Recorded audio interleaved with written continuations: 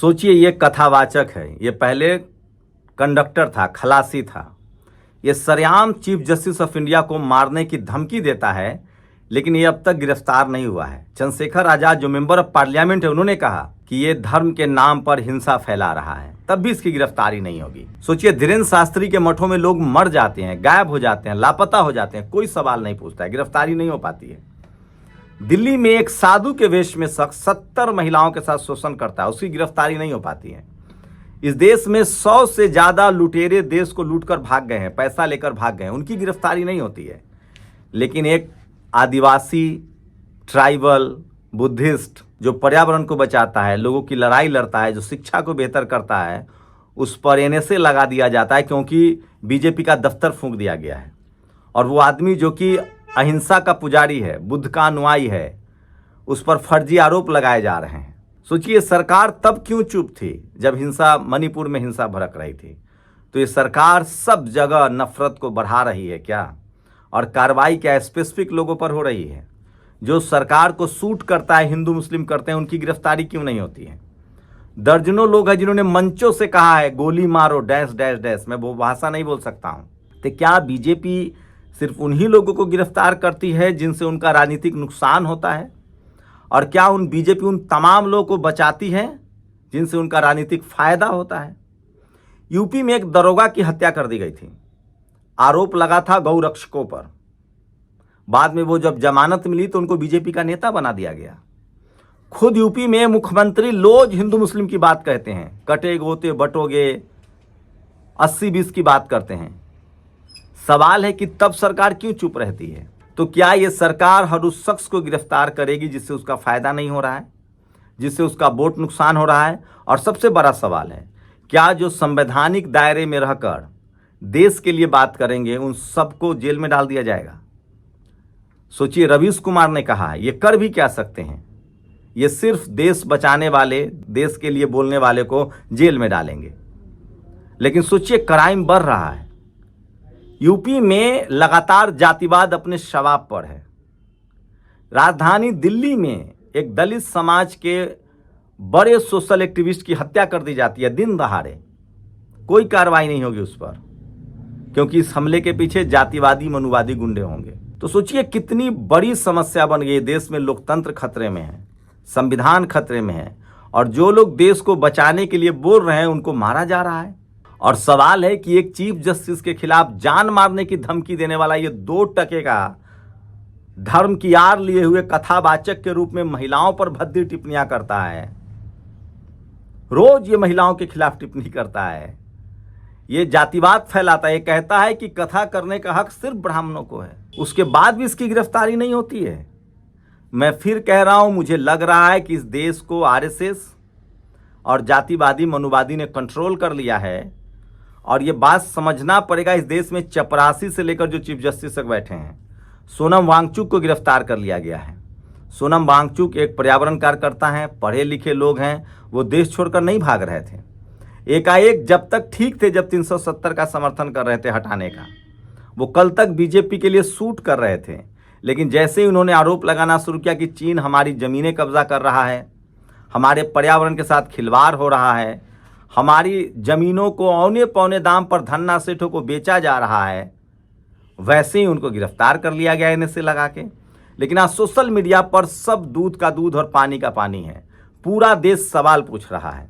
इसी बीच वो तमाम खबरें मैं आपको बताऊंगा जो आपके लिए ज़रूरी है। सोचिए, मोदी सरकार ने 75 लाख बिहार में महिलाओं के खाते में 10,000 रुपये डाले हैं।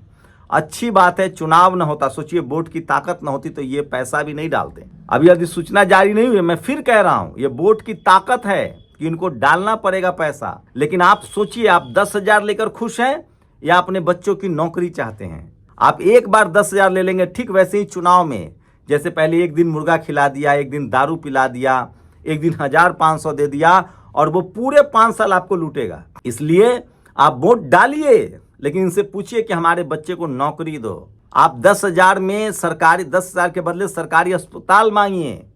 आप अगर एक साल में 1 बार 2 बार भी बीमार पड़ते हैं आपके घर में कोई, तो आपका सरकारी अस्पताल नहीं रहेगा, तो आपको लूट लिया जाएगा। 10,000 काम नहीं आएगा। अगर आपके घर में एक की भी नौकरी लग गई तो वो हर महीने 50-60 हज़ार रुपये कमा के लाएगा।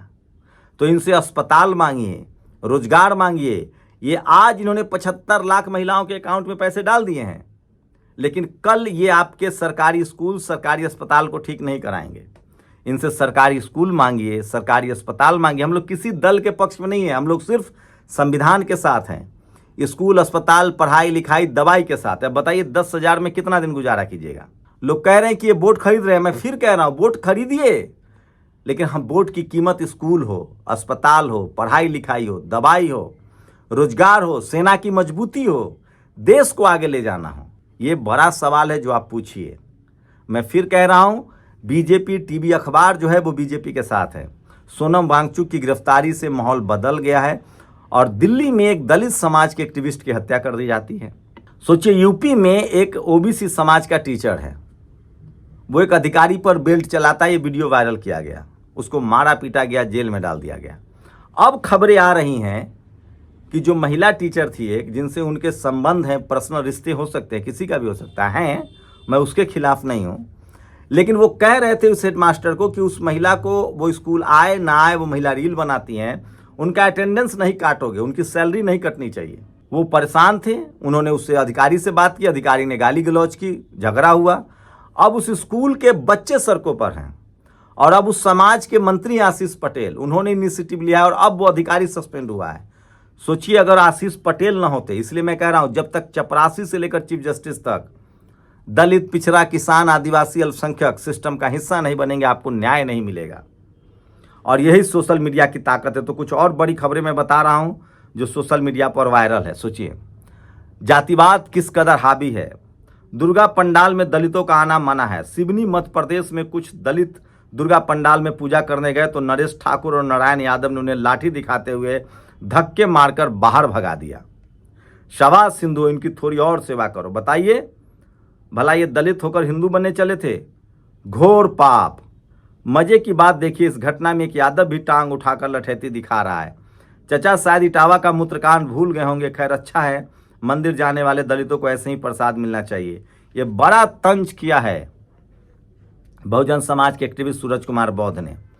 द नैनम द प्लानम, सोनम वांगचुक गिरफ्तार हो गए, रासुका लगा है, सरकार ने शांति का खतरा बताया। मीडिया के अनुसार विदेशी दलाल हैं, विदेशी एजेंट होना कन्फर्म है, विदेश यानी अमेरिका, जर्मनी। सोचिए, जेल भेजने के अलावा आता ही क्या है लोगों को बोलना देश के लिए। तो ये तमाम बड़ी खबर। और सोचिए, खबर है कि सूत्रों ने लखपत सिंह कटारिया अंकल को पहले पीछे से बैट से हमला किया, फिर मौका देखते ही ताबड़तोड़ 3 गोलियां दागी।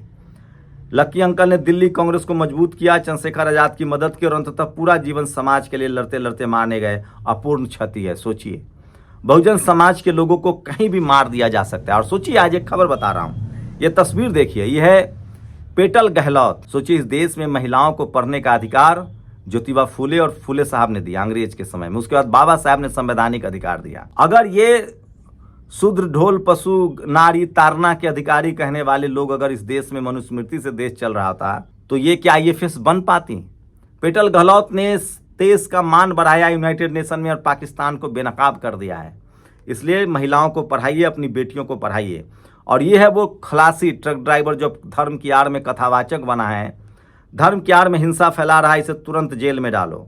तो ये सबसे बड़ी खबर है। और सोचिए, अमेरिका ने सिख महिला को बेड़ियों में बांधकर भारत भेजा। ये तस्वीरें वायरल है जो सोशल मीडिया पर वायरल है, और सोशल मीडिया ही सच्चा मीडिया है। हमने 75 लाख महिलाओं के खाते में 10,000 रुपये भेज दिए हैं। इनसे स्कूल, अस्पताल मांगे, इससे पहले कि देर हो जाए। और मंत्री आशीष पटेल की बेसिक शिक्षा मंत्री संदीप सिंह से बातचीत के बाद सरकार BS अखिलेश प्रताप सिंह के खिलाफ एक्शन मोड में है।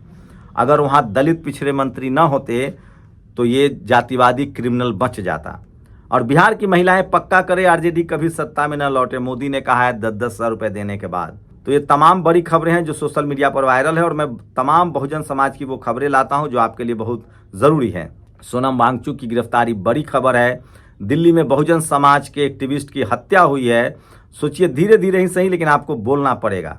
चंद्रशेखर आजाद के साथ उनकी तस्वीरें वायरल हैं। और आज शाम दिल्ली में बड़ा प्रोटेस्ट है और प्रशांत किशोर के खिलाफ FIR दर्ज हो गया है। जी हाँ, भीम आर्मी ने बिहार में प्रशांत किशोर के खिलाफ जिन्होंने जाति सूचक शब्द बोला था, उसके बाद FIR दर्ज कराया है। भीम आर्मी के जो युवा नेता हैं, अमर ज्योति ने ये बड़ा एफआईआर दर्ज कराया, उन्होंने जाति सूचक शब्द बोला था। और ये हैं कटारिया साहब, ये फिर से हिंदू मुस्लिम करने लगे हैं। तो ये तमाम बड़ी खबरें हैं जो सोशल मीडिया पर वायरल है, और इसलिए मैं कहता हूँ सोशल मीडिया ही सच्चा मीडिया है, सोशल मीडिया ही बहुजन मीडिया है। शुक्रिया। नेशनल दस्तक की आपसे गुजारिश है कि अगर इसको बचाना चाहते हैं तो नेशनल दस्तक को सब्सक्राइब करने के लिए रेड कलर के सब्सक्राइब बटन को दबाएं, फिर बेल आइकन की घंटी दबाएं। नेशनल दस्तक को बचाने के लिए बहुत जरूरी है कि हर खबर को शेयर करें, लाइक करें, कमेंट जरूर करें।